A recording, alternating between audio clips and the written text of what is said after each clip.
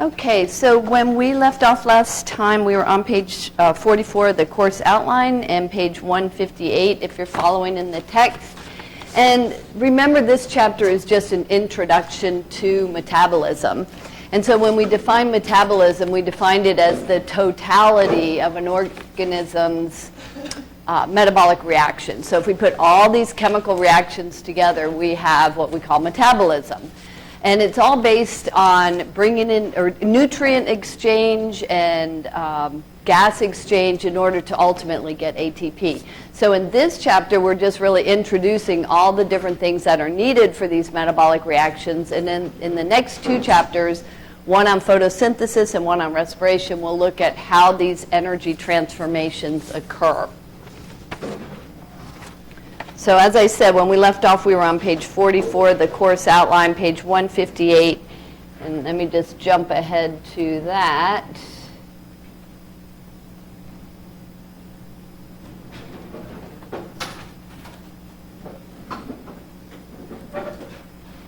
Okay, and so there are overall 6 things that all metabolic reactions require.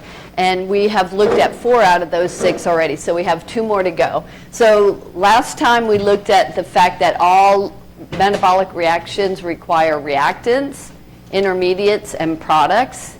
And then they are all enzyme driven, so that they all require specific enzymes at each step of the way. And in fact, our next lab next week will be actually looking at enzymes and how they catalyze chemical reactions. So remember, we use that word catalyze to assist. And they do that by making those reactions occur more readily because they reduce the amount of energy needed for those reactions to occur. So the next 2 things all metabolic reactions require are cofactors, also known as coenzymes. And these essentially are electron carriers. So why do we need something to carry electrons? Remember, electrons are really important for making and breaking bonds. So that's why electrons are so important in these processes. And then the 5th or 6th thing is for ATP. ATP is our energy carrier. So we need some electron carriers and energy carriers. So last time we talked about the laws of thermodynamics and how energy can be transformed. But ultimately, for it to do any chemical work, it has to be in the form of ATP. So all of this really is an effort to try to convert the food that we take in or the solar energy that plants take in and convert to food for us, ultimately to this energy carrying molecule ATP. So those are the next 2 things that we want to look at. Beginning with cofactors. So the definition of a cofactor there, they are defined as non-protein enzyme helpers. They may be inorganic, such as metal in ionic form, or organic. And if you remember, the way that we define organic molecules is based on what 2 elements do organic molecules have? Hydrogen and carbon, right? So they're hydrocarbons. So they can be either one, but an organic cofactor is called a coenzyme. And it's called that because it's assisting the enzyme in these metabolic reactions. So we kind of use them interchangeably. They include things like vitamins, and that's one of the reasons vitamins are so important in your diet to help make all these metabolic processes occur. And they assist something known as oxidation reduction reactions, or just redox reactions for short. So what are those? Oxidation reduction reactions are metabolic reactions that involve passing electrons.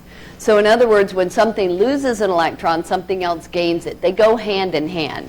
So that's why we just shorten it and abbreviate it as redox reactions. It's really the same thing. So oxidation reduction reaction. And we use this mnemonic to remember oil rig. Oil stands for oxidation is loss of an electron, and rig is reduction is gain of an electron. So the reason we call them oxidation reactions is because even though oxidation is loss of an electron, it also tends to gain oxygen. So it's oxidized, it gains oxygen. And then the reduction is just the opposite.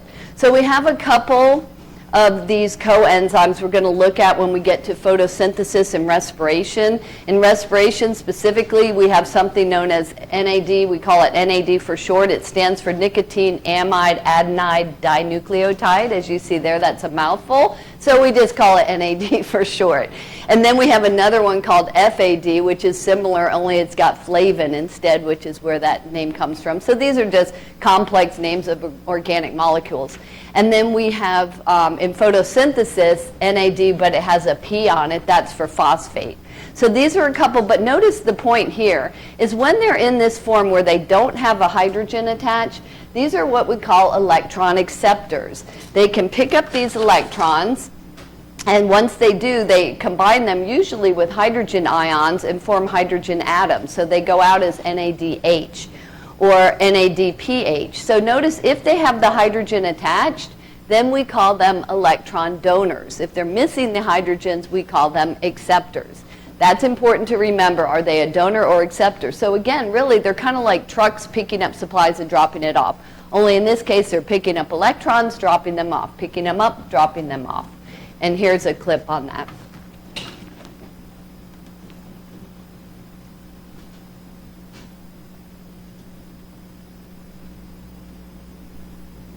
When zinc metal is exposed to oxygen at high temperature,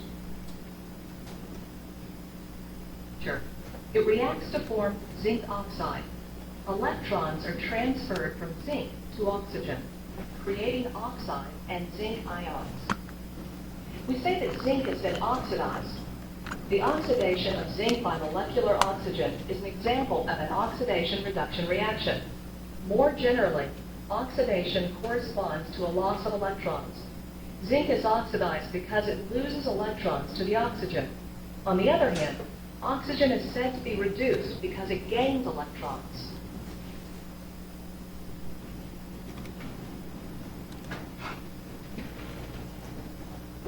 So when we work with potato enzymes next week, we're actually going to be talking about some redox reactions there as well.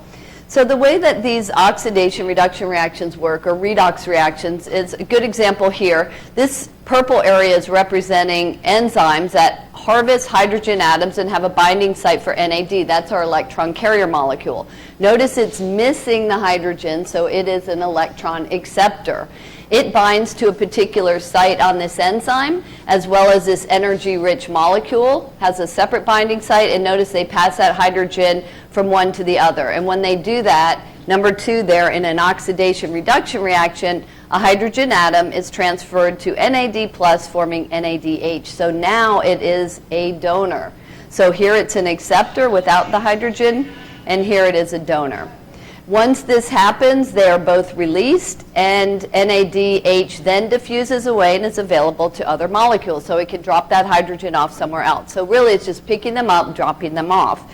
And so we use the analogy also of a staircase, because every time we pass these electrons via these redox reactions, energy is released, making it what? Endergonic or exergonic? If energy is going out, exergonic, right? So these involve exergonic reactions that help us make ATP, which is endergonic, requires energy in order to add phosphate to ADP, D standing for diphosphate, to make ATP, which T stands for triphosphate. So the whole point of these redox reactions is ultimately to release energy to make ATP. But notice remember our laws of thermodynamics tell us every time energy is transformed, what happens to it? Higher or lower quality. Every time we transform energy, we're releasing some, so it's going to exactly be lower quality.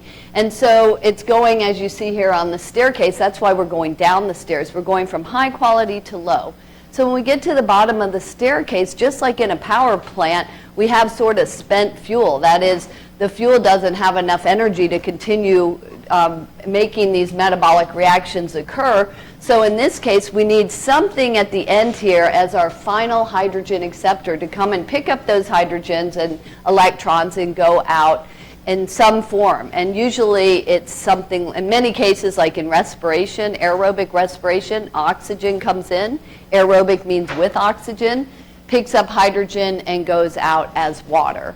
So again, we're going down the stairs, and these are actually, these steps are really proteins embedded in a cell membrane, some kind of membrane. It might be a mitochondrial membrane or a chloroplast membrane, but it'll pass these electrons from step to step in what we call an electron transport chain or electron transport system. So every time it goes from one to another, energy is released, which means the energy is degraded, right, going down the stairs. And at some point, you need a final hydrogen acceptor to come in and pick those up at the end. So we'll talk more about that in the next 2 chapters. But the last thing is the whole point of these redox reactions is to release energy to make ATP. So that is our 6th and final thing that all metabolic reactions need, is something to carry the energy. So what kind of work, remember we said energy's ability to do work, and here we're talking specifically about cellular work. So what kind of work does a cell do? We've talked about these before. We have chemical work via chemical reactions. I've talked about the fact that there's energy stored in chemical bonds. So usually when we go from a more complex to a less complex molecule, we're breaking bonds, we're releasing energy. That's exergonic. And to rebuild those complex molecules, we need energy. That's endergonic. We have transport proteins. We talked about these that move things across cell membranes. In some cases, you need to move them actively against the gradient. I talked about pushing one more person in a crowded elevator, right? So that requires energy. So that's how it is with many of our transport proteins. Moving against the gradient requires energy in the form of ATP. And our third one there, we have our motor proteins. Remember that word motor means movement. And we talked about some of these walking proteins that actually change shape as they move things along. So most of our proteins work by changing shape, and this is assisted via energy coupling. That is the use of exergonic processes to drive endergonic. Most energy coupling in cells is mediated by ATP. Again, that's our energy carrying molecule in the cell. So what is ATP and how does it work?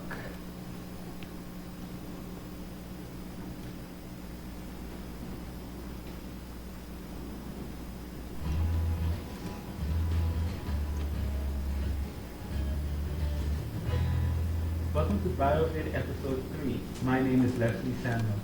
In this video I'm going to be talking about ATP, what it is, and how it works. Now take a look at this guy. He's preparing for a big match. He's been training, he's been exercising, and doing everything that he needs to do to get ready for that big day. But the question is, how does he get this energy? Well, part of the answer has to do with a small molecule with a big name. And that molecule is adenosine triphosphate, or you can call it ATP for short. Here you can see the A representing adenosine, and you can see 3 P's representing 3 phosphate groups. ATP is a molecule in the cell that allows for quick and easy access to energy when needed by the cell's organelles. In other words, this is the energy currency of the body. When the cell needs energy, it gets it from ATP. It's a type of chemical energy in that it releases energy when the chemical bonds are broken. When the bond is broken between 2 phosphate groups, that releases energy. Let's take a look at how exactly this happens in the cell. Here we have a process, and as you can see, it's in desperate need of some energy. Fortunately, there's ATP that comes along, and when that ATP comes to the process, it breaks the bond between 2 phosphate groups and donates 1 phosphate to that process or that protein or whatever it is that needs that energy. When this happens, the process gets the energy that it needs, and it can then do whatever task it needs to accomplish. Let's get rid of this process for now. And now you can see we are left with 2 phosphate groups, so it's no longer ATP, it's ADP, or adenosine diphosphate. If we want to use this molecule again, we need to recharge it as we would do for a rechargeable battery. In order to do this in the cell, we need a very special organelle called the mitochondria. ADP then goes to the mitochondria, and the ADP gets recharged by the mitochondria adding another phosphate on, and it's now ATP again. So whatever you're doing, whether you're preparing for a big match or just going for a jog, playing some football, or even just spending time with that special someone in the park, it does take energy, and that energy is provided by ATP.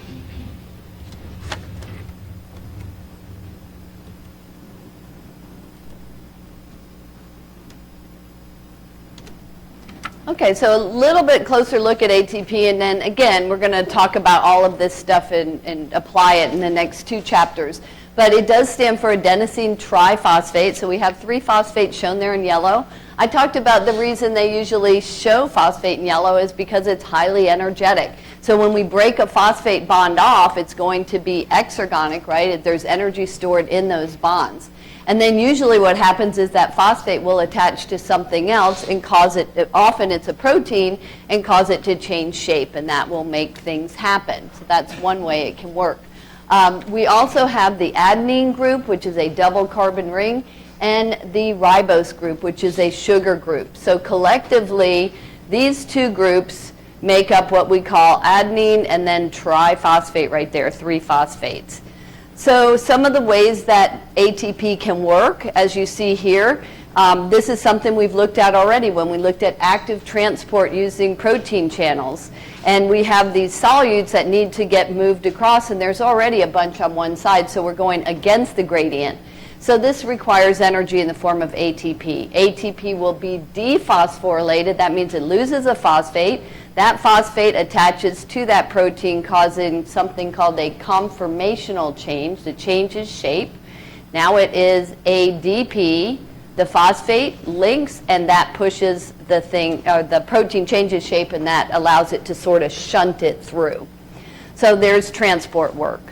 Notice what comes out of this reaction is ADP and free phosphate. That I means inorganic phosphate. So we're going to see that we also often have to reverse this reaction. When we get down to this, we need to add phosphate. That usually comes in our diet. One of the reasons it's important to eat vegetables. That's part of our diet. In fact, that's one of the components in fertilizer, right? Nitrogen, phosphorus, and potassium.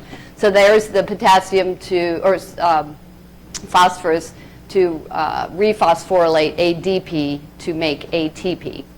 We also see down here mechanical work. This is how our muscles contract using ATP that binds to motor proteins and then is hydrolyzed, right? It is split using water. And here's how that one works.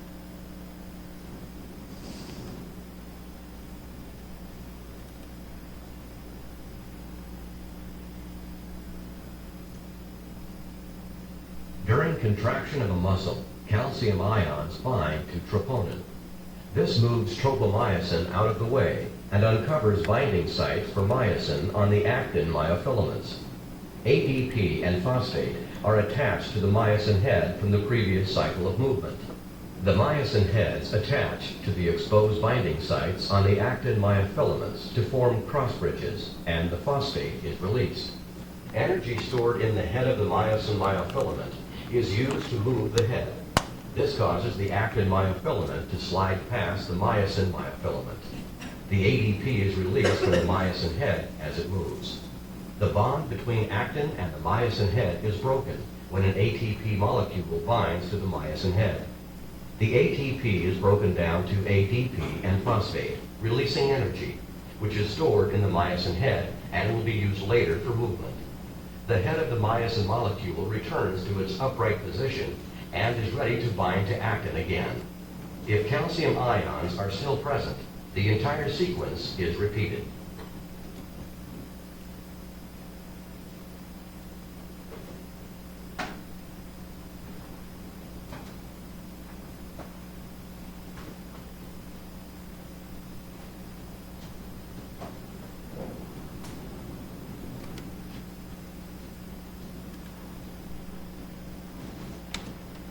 So you can see in that clip that in order for your muscles to contract, ATP is dephosphorylated, right? It loses phosphate and it donates that phosphate and goes out as ADP. And so it needs to be rephosphorylated. So we have something called the ATP-ADP cycle. And it's a constant process of ADP as ATP provides energy and phosphate to make these reactions occur, which is exergonic, right? If you dephosphorylate ATP, you take a phosphate off, you're breaking a bond, releasing energy, and then we have ADP. So every time we get down to here, what do we need to rephosphorylate ADP? We need phosphate, and we also need energy. So here's the thing about this part. When we rephosphorylate ATP, or ADP to make ATP, it's endergonic, requires energy. Where does that energy come from? So ultimately, it all comes from the sun, right? But more specifically, it comes directly from something we just talked about. Anybody remember those reactions we just talked about? The short word? The abbreviated word? Yes, redox reaction. So remember, passing those electrons released energy. So that was exergonic, which drives endergonic reactions. That is rephosphorylating ADP to make ATP. So again, one drives the other, and that's what's going on in your cells all the time. Exergonic reactions drive endergonic, and endergonic reactions drive exergonic. Okay, and that wraps up Chapter 8 as an introduction to metabolism. And again, we will spend the next 2 chapters talking a lot more about this. But does anyone have questions before we do the game show? Questions? All right.